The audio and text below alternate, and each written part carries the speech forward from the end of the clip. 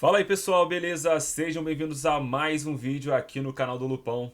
Eu sou o Lupão e hoje a gente vai conversar com vocês um pouquinho sobre a 17ª rodada do Campeonato Brasileiro, deixar aqui os nossos palpites para a rodada e também discutir e saber a opinião de vocês sobre os jogos dessa rodada do Campeonato Brasileiro.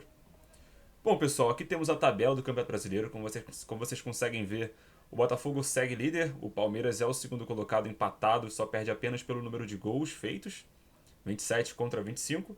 E temos logo atrás, bem próximos dos líderes, o Flamengo em terceiro com 31, Bahia com 30, e logo a mais temos alguns times que também estão na disputa bem próximos da liderança, como o Cruzeiro com 29, São Paulo com 27, e assim vai. Do outro lado da ponta a gente tem os clubes que estão brigando pelo Z4, temos Cuiabá e Criciúma com 17 pontos, Vitória com 15, e sendo o primeiro time dentro do Z4, Corinthians com 12 pontos, Grêmio com 11, Atlético Goianiense com 11 e o Lanterninha Fluminense com 8 pontos. Bom, essa rodada já teve dois jogos já, de maneira antecipada, que ocorreram nesse último final de semana. O Cruzeiro venceu por 2-1 o Bragantino na estreia do goleiro Cássio. Jogo interessante e importante. O Bragantino é um time que está sempre lá no topo da tabela e que costuma dar muito trabalho, jogando tanto dentro de casa quanto fora.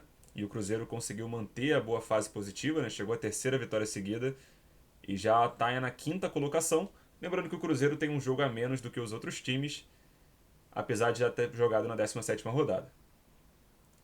Também tivemos o jogo do Bahia com o Cuiabá. O Cuiabá, de maneira brilhante, vem fazendo uma campanha de recuperação depois das primeiras 6 rodadas não ter feito nenhum ponto, também não ter tido feito quase nenhum gol. O time conseguiu se reerguer com um novo técnico e está fazendo uma boa campanha de recuperação nesse primeiro turno, está conseguindo recuperar os pontos perdidos. Inclusive conseguindo pontuar diante do Flamengo na última rodada, né, na penúltima rodada anterior a essa. Bom, dando continuidade aqui aos jogos da rodada, a gente tem Juventude e Atlético Mineiro, Corinthians e Criciúma, Atlético Goianiense e Vasco, São Paulo e Grêmio, Botafogo e Palmeiras, duelo dos líderes, e também Fortaleza e Vitória. Lembrando que Internacional e Flamengo e Fluminense e Atlético Paranaense foram adiados e a gente não tem a data certa de quando que esses jogos vão ser realizados.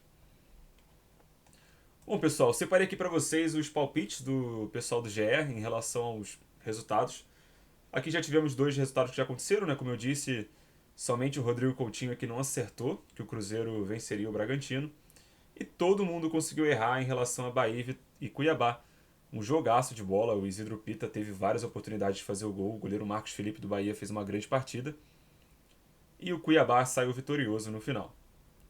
Bom, próximo jogo, Juventude e Atlético Mineiro. O Juventude vem de uma classificação muito boa diante do Internacional.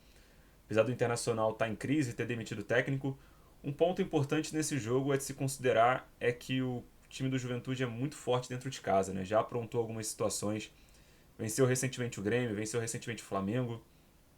É um time bem interessante. Porém, o Galo é um time que mostrou força no último jogo, né? Conseguiu vencer o São Paulo dentro de casa. Vinha de derrotas muito pesadas, né? Recentemente, como as derrotas diante do Palmeiras, do Flamengo e do próprio Botafogo, né? Os três líderes da competição. Isso acabou pesando um pouco negativamente para o time de Minas. Porém, o Galo segue firme e forte na disputa depois da vitória contra o São Paulo e também com os reforços, né? Aqui eu trouxe uma lista dos reforços que foram contratados pelo Atlético Mineiro nessa nova janela. A gente tem o retorno do Bernard, do Júnior Alonso e a contratação do zagueiro Lianco, né? Então, o Galo vinha sofrendo muito com um problema defensivo. Os nomes da zaga que estavam atuando não estavam tendo grandes atuações e não faziam muito sentido com o tipo de trabalho que o Milito gosta, né, de desempenhar dentro dos seus times, são zagueiros mais habilidosos, com bom toque de bola. E agora ele vai ter o retorno então do Júnior Alonso, que é um jogador que já tem história no Galo, já está acostumado a jogar e conhece o clima do time. E do Lianco, que é um zagueiro que se destacou no futebol italiano, jogou pelo futebol aqui no Brasil pelo São Paulo, tem uma boa saída de bola, então pode ser um jogador que pode acrescentar e melhorar o sistema defensivo do Atlético Mineiro. Dito isso, aqui os palpites ficaram com 4 votos para o Juventude, 2 para o empate e 2 para o Atlético Mineiro. Eu acho que vencer do Juventude lá em Caxias do Sul é muito complicado, então eu acredito que o Juventude possa sim vencer o time do Atlético Mineiro, porém eu não ficaria surpreso com um empate. Um ponto a se pesar negativamente para o Juventude é que tem sido várias especulações relacionadas à saída do técnico Roger Machado. Isso pode conturbar um pouco, né, a situação do time. mas eu acredito que o Juventude vai sim vencer e por isso eu vou dar o primeiro voto aqui pro Juventude. Corinthians e Criciúma. Corinthians, apesar de não viver grande fase, vem de uma derrota bem complicada diante do Cruzeiro, um 3-0 com sabor de 4-0 se o último gol não tivesse sido anulado. Tivemos 3 votos a favor do Corinthians, 4 votos de empate e 1 voto pro Criciúma. O único que votou no Criciúma aqui foi o Alex Escobar. E 3 votaram no Corinthians, incluindo o espião estatístico, que é o líder da central de palpites. É um jogo bem complicado, o Corinthians precisa vencer. Vai ser a reestreia do técnico... Reestreia não. Vai ser a estreia do novo técnico Ramon Dias. O Criciúma é um time bem interessante, tem feito bons jogos no Campeonato Brasileiro. Surpreendido, por exemplo, venceu o líder da competição, o Botafogo, dentro de casa. Vem de um empate, uma derrota, é um time que oscila bastante, né? Nos últimos 15 pontos disputados fez 5. Em compensação, o Corinthians fez 4. Vai ser um jogo bem interessante. Na arena sempre é muito difícil pontuar diante do Corinthians. Porém, eu acredito muito que esse jogo possa terminar sim em empate. Não enxergo o Corinthians com tanta força. E o Criciúma já aprontou algumas na competição, né? Como por exemplo, venceu o Vasco, venceu o Botafogo. É um time interessante, eu acredito que sim possa conseguir o empate diante do Corinthians. Em relação às contratações, né, o Corinthians trouxe até agora, no momento, apenas o Hugo Souza. E o Criciúma não trouxe ninguém. Então, é um duelo bem... O Corinthians teve a volta recente do Romero, né, que estava disputando a Copa América. Pode ser que seja um ponto a agregar nessa partida aí contra o Criciúma. Atlético Goianiense e Vasco. Olha, jogo difícil. O Atlético Goianiense tem sido um dos piores times da competição. Vem de uma derrota diante do Palmeiras, né, jogando fora de casa. Uma derrota por 3-1, um golaço do Shailon. Um meio campo que, ao meu ver, tem qualidade para poder jogar em um time que possa alcançar voos maiores na competição. E enfrenta um Vasco que vem a todo vapor, né? O Vasco vem de 3 vitórias seguidas. O técnico interino tem feito um bom trabalho. E é um time que, apesar de não estar listado aqui na lista, né? Felipe Coutinho, o Vasco também acertou a contratação do meio-campista Souza e do atacante Alex Teixeira. São jogadores que vêm para agregar, principalmente o Felipe Coutinho, que talvez seja o grande nome de contratação dessa janela do futebol brasileiro. E o Souza também, acho que pode ser um nome que venha a agregar. E o Alex Teixeira teve passagem recente pelo Vasco, não deixou saudades para a torcida. Acredito muito que tenha vindo somente por causa da questão do Felipe Coutinho. E eu entendo que esse jogo vai ser bem difícil. Aqui, pelos palpites do GE, a maioria votou em empate, mas eu acredito muito que o Vasco possa conseguir vencer. O Atlético Goianiense tem bons jogadores, conseguiu vencer, por exemplo, o Fluminense, dentro do Maracanã, mas não costuma ter muita sorte dentro de casa. Vimos diversos jogos com o Atlético Goianiense, como por exemplo contra o São Paulo, teve vários jogadores expulsos, acabava tomando gols em situações que não eram tão boas, mas também é um time que já mostrou raça, como por exemplo quando buscou o empate diante do Corinthians naquela partida que terminou 2-2, depois do time de Paulista ter feito 2-0. Mas eu acredito muito que o Vasco, embalado ao clima do Verratti, pode sim conseguir uma vitória diante do Atlético Goianiense. Então, nesse sentido, eu vou de Vasco, o gigante da colina, para mim é o favorito a vencer esse duelo. São Paulo e Grêmio. É um jogo complicado, né? O tricolor paulista tem feito bons jogos, apesar de ter perdido diante do Atlético Mineiro. Criou muitas oportunidades no jogo, algumas não foram bem concluídas, principalmente pelo Ferreirinha, que pode, quem sabe, desencantar e fazer valer a lei do ex, né, diante do Grêmio. É um time muito interessante, um time que tem jogado muita bola. Eu acredito que o São Paulo tem um potencial grande de conseguir subir e alcançar voos maiores aqui na competição, né? Ele está a 6 pontos do líder.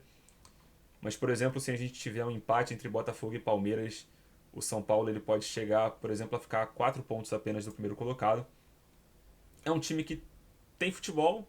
Acho que o elenco é um pouco curto, mas diante do Grêmio, que vem de uma campanha bem pífia no Campeonato Brasileiro, né? 2 derrotas seguidas. É um time que, apesar de ter 2 jogos a menos do que os outros adversários, não tem mostrado futebolisticamente capacidade de mudar, apesar de ter se classificado diante do Operário. A gente espera muito que o Grêmio consiga reagir e conseguir pontuar na competição, mas eu não acredito que essa reviravolta vai acontecer diante do São Paulo. Então eu vou seguir aqui a turminha do GE e apesar do 8-0 geralmente não dar muito certo, como não deu lá pro Bahia lá em cima, eu vou de São Paulo diante do Grêmio.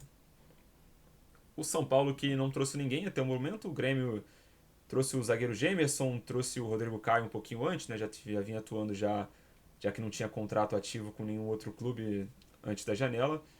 E também efetuou a contratação de alguns jogadores do futebol sul-americano que vêm para agregar diante do time. Fortaleza e Vitória, mais um jogo que a gente tem então o 8-0 acontecendo. 8 votos de vitória para o Fortaleza. O Fortaleza que vem de atuações muito boas.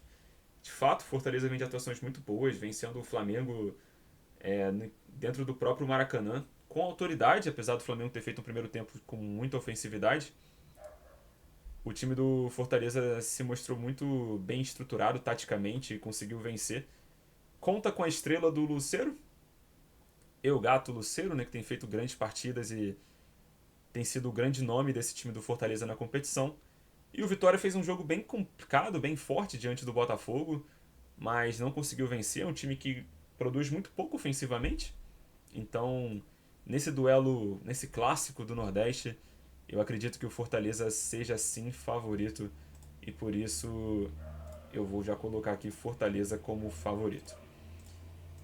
E no último duelo da rodada, Botafogo e Palmeiras, essa reedição daquele confronto histórico do ano passado, de 4-3 para o Palmeiras de virada e que praticamente selou, né? Apesar de o Palmeiras ainda estar atrás do Botafogo naquele momento da competição, a derrocada do Botafogo e o título do Palmeiras. Tivemos aqui, curiosamente, nenhum voto para o Palmeiras. Eu acho que isso é um fato meio histórico. O Palmeiras é um time que vem se consolidando ao longo dos últimos anos com muita força, muito trabalho, muita dedicação. É um time que, tanto tecnicamente, taticamente, também os jogadores são muito raçudos. É um time que não se entrega, né? Como exemplo, essa partida histórica diante do Botafogo do ano passado. O Botafogo também é um time que conseguiu se reestruturar do ano passado para esse. É uma equipe que trabalhou bastante. Por exemplo, dos 11 titulares do Botafogo diante do Palmeiras, apenas 3 jogadores talvez tenham enfrentado o Palmeiras no ano passado, como por exemplo o Marçal, o Tiquinho Soares, o Júnior Santos. Todos os outros jogadores são novos nomes que foram contratados para essa temporada. Adicionando também o Marlon Freitas, né? Então vai ser 3 a 4 jogadores. Vai ser um duelo bem interessante, numa prévia do confronto de oitavas de final de Libertadores. O Botafogo vem de 13 pontos dos últimos 15 disputados e o Palmeiras vem de 10 pontos dos últimos 15 disputados. É um confronto muito interessante. O Palmeiras vem com Estevão e companhia. Pode ser que ocorra também a estreia do Felipe Anderson. O Gabriel Menino deu uma entrevista recentemente falando que o Felipe Anderson tem treinado num ritmo muito insano, um jogador muito bom tecnicamente, que tem muito a agregar ao time do Palmeiras.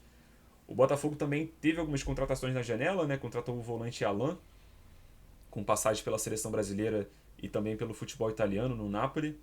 Contratou o centroavante Igor Jesus, que não tem muito tempo aqui de futebol brasileiro, mas jogou nas categorias de base da seleção e estava disputando um campeonato nos Emirados Árabes. E também contratou o meio-campista, qual que é o nome dele mesmo? Thiago Almada, foi campeão do mundo com a Argentina, estava no futebol dos Estados Unidos, mas que não vai estar à disposição do Botafogo, considerando que ele vai estar apenas após as Olimpíadas disponível para jogar pelo Fogão. É um jogo difícil, a promessa de casa cheia para o Botafogo. Dessa vez o Palmeiras não vai ter o Endrick, mas vai ter o Estevão. E eu acho que o Palmeiras tem time sim para poder vencer o Botafogo novamente. E apesar de não ter nenhum voto aqui para o Palmeiras, eu acredito que o Botafogo vai ter muita dificuldade de marcar o Estevão, que para mim já é o craque do Campeonato Brasileiro, tá bom? Então, eu vou votar no Palmeiras aqui como favorito para esse duelo. E assim se encerrou, pessoal. Mas eu gostaria de saber também a opinião de vocês. Comentem aí embaixo quem vocês acham que vão vencer, se vai ter empate, quem vai ser o campeão. E vamos ver quem pontua mais, beleza? Um abraço aí para todo mundo, forte abraço e valeu!